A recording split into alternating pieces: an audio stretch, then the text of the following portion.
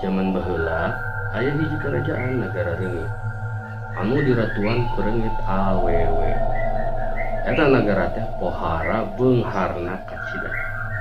Tentara negara gah kitu deui patihna anu satia.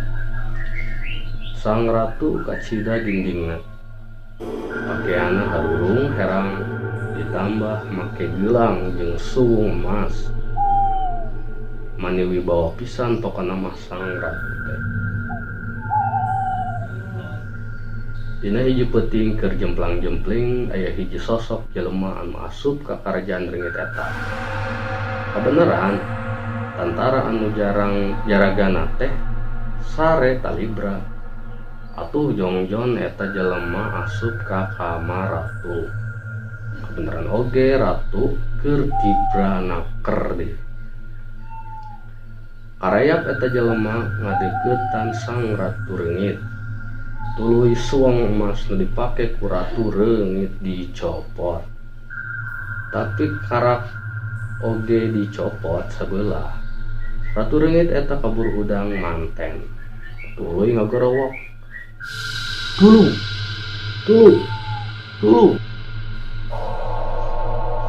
Eta jelema terus langsung kabur keluar bari mamawa suwung sabelah.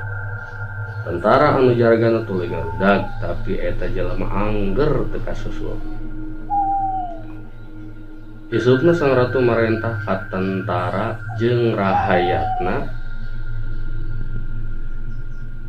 Sakabeh bangsa reungit kudu nareangan suwung anu dipalih eta. Tempoan kabeh dina unggal ceuli jelema. Ceuk ratu reungit teh.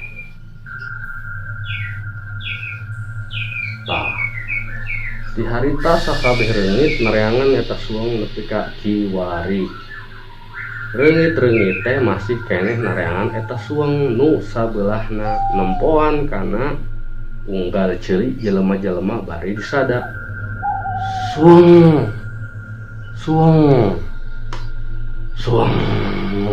cenah.